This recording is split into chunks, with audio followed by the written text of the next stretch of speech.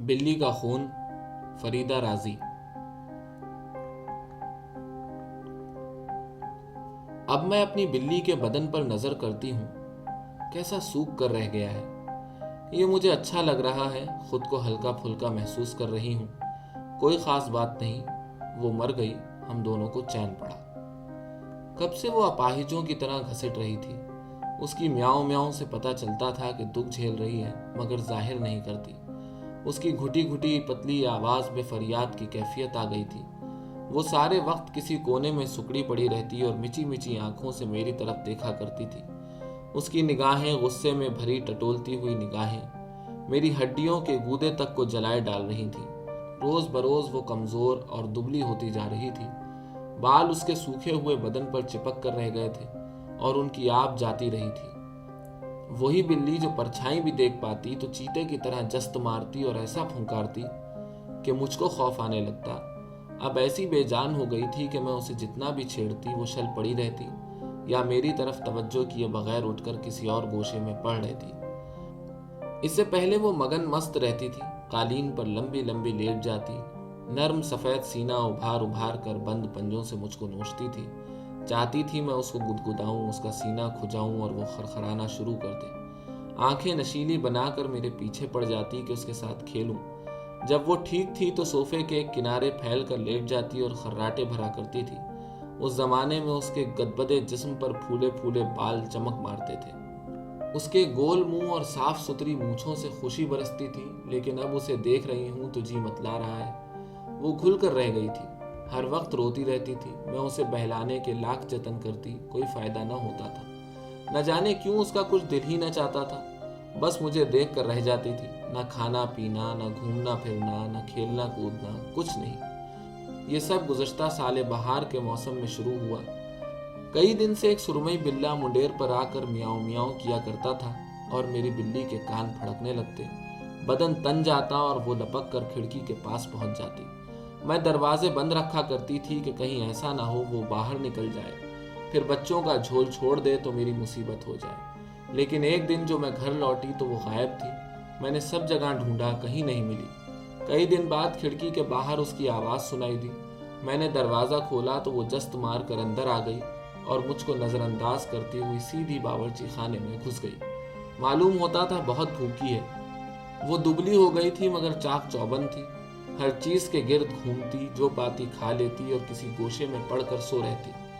کچھ دن تک مجھ سے کھچی کھچی رہی، لیکن رفتہ رفتہ اس کی پرانی عادتیں لوٹ آئیں۔ اب وہ مجھ سے کبھی کبھار کھیلنے لگی۔ صبح صبح میرے بستر پر آ جاتی اور میرے چہرے پر آہستہ آہستہ مٹھی مار کر مجھے جگا دیتی۔ یہاں تک کہ ایک دن پھر اسی سرمئی بلے کی آواز سنائی دی۔ میری بلی کی آنکھیں چمکنے لگیں، بال کھڑے ہو گئے، اس نے انگڑائی سی لی اور اپنی جگہ پر چکر کاٹنے لگی۔ پھر دونوں نے کھڑکی کے شیشے کے آر پار سے کھیلنا شروع کیا۔ سرمئی بلے کی سبز پیلی آنکھیں چمک رہی تھی، اس کے پھولے پھولے نرم بال تھے اور چھوٹا سا گول منہ بھلا لگتا تھا۔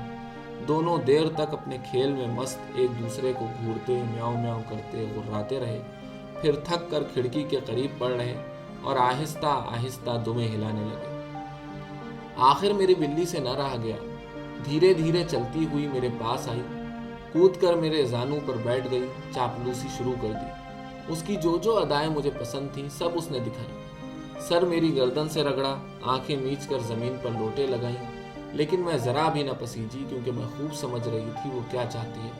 میں نے اس کے سینے پر ہاتھ رکھ دیا، اچانک وہ اچھل کر پیچھے ہٹ گئی اور میرے سامنے کھڑے ہو کر پھنکارنے لگی۔ سرمئی بلہ دیر تک کھڑکی کے پیچھے میاؤں میاؤں کرتا رہا، آخر وہاں سے چلا گیا، لیکن میری بلی صبح تک کھڑکی کے سامنے بیٹھی رہی۔ میں نے سوچا کوئی بات نہیں، کچھ دن میں بھول بھال جائے گی اور وہ بھی اپنے گھر لوٹ جائے گا۔ لیکن ایک رات جب میں گھر آئی تو دیکھا سرمئی بلہ کھڑکی کے پیچھے بیٹھا ہے اور دونوں ایک دوسرے کو دیکھ رہے ہیں۔ مجھے تاؤ آ گیا، ڈپٹ کر اس کی طرف لپکی اور وہ بھاگ گیا۔ میری بلی نے ناچ ناچ کر میاؤں میاؤں کرنا شروع کر دیا، پھر پنجوں سے دروازہ کھرچنے لگی۔ میں اسے چھوڑ کر اپنے کام میں لگ گئی۔ کئی دن تک میں نے نگرانی رکھی کہ دروازہ بند رہے اور وہ بھاگنے نہ پائے۔ میری یہی مرضی تھی، وہ میری بلی تھی۔ ایک دن پھر شام کے وقت سرمئی بلہ احاطے میں نظر آیا۔ میں بھنا کر رہ گئی۔ لکڑی اٹھا کر میں نے احاطے بھر میں اس کو رپٹایا اور مار مار کر باہر نکال دیا۔ वापस आई तो मेरी बिल्ली चीते की तरह मेरा रास्ता रोक के खड़ी थी। मैं जिधर भी मुड़ती वो उछल कर उधर आ जाती। बुरी तरह भड़की हुई थी। उसकी अंगारे बरसाती हुई आंखें फैल कर दुगनी हो गई थी। सता हुआ मुंह भयानक हो रहा था। मैंने उसे ठंडा करने की सभी तरकीबें आजमा डाली, लेकिन वो अपने आपे में नहीं थी। आखिर वो मुझ पर झपट पड़ी। मेरी गर्दन में लिपट कर उसने अपने नुकीले दांत मेरे चेहरे में उतार दिए। मेरी सांस रुकी जा रही थी। मैं खौफजदा होकर चीखने लगी, यहाँ तक कि किसी ने मदद को आकर उसे हटाया। मैंने बुरे हालों कमरे के अंदर घुसकर दरवाज़ा बंद कर लिया। मेरी बिल्ली ने बगावत कर दी थी, मेरे खिलाफ और मेरे जुल्म के खिलाफ। सुबह तक वो राहदारी में रोती फिरी। मैंने उसे निकलने का मौका नहीं दिया। उसके बाद से वो रोजाना रात रात भर खिड़की से लगी बैठी रहती, मगर सुरमई बिल्ले का कहीं पता न था। मैंने उसके लिए बेहतरीन खाने तैयार किए, जो जो उसे भाता था सब दिया, लेकिन उसने किसी चीज को हाथ नहीं लगाया। मैं उसके जितने लाड करती उतनी ही वो जिद्दी और चिड़चिड़ी होती गई। मैंने उसे खुली छूट दे दी कि जिन जगहों पर उसको पांव धरने की जरूरत नहीं होती थी वहां जाकर सोए, लेकिन वो रोज बरोज निढाल होती जा रही थी। एक दिन पड़ोस के कोठे पर किसी बिल्ली की आवाज सुनकर वही मेरी बिल्ली, जो बमुश्किल खुद को एक से दूसरे कमरे तक घसीट कर ले जाती थी और जिसके अंदर कुछ नहीं रह गया था, अचानक इस तरह छलांग मारकर खिड़की से बाहर कूदी कि टांग तोड़ बैठी और फरियादियों की तरह गली में रोने लगी। मैं उसे घर में उठा लाई। बहुत दिन में जाकर ठीक हुई, लेकिन लंगड़ाने लगी। कोशिश बेकार थी। वो बदल चुकी थी और अब मेरा भी हौसला जवाब देने लगा। उसकी सुबकियों, उसकी चीखों, उसकी बदमिजाजी, उसकी शिकस्ता हाली से मेरा नाक में दम था। उसका एक कोने में मरे हुए चूहे की तरह पड़े रहना मुझे दिख कराए दे रहा था। मैं समझती थी, अच्छी तरह समझती थी कि वो दुख झेल रही है और घुल रही है। मैं उसके करीब जाती तो उसकी आंखें पथरा कर मूंदने लगती। वो सर उठाती, कुछ देर तक पलकें झपकाती, फिर गर्दन डाल देती और सो जाती। कल एक बिल्ली की आवाज सुनाई दी। मैंने खिड़की खोल दी कि उसका जी चाहे तो बाहर चली जाए। उसने सर उठाया, कान हिलाए, मूछें सीधी की और खिड़की की जानिब देखा। फिर उसकी थकी थकी बुझती हुई निगाहें मुझ पर जम गईं।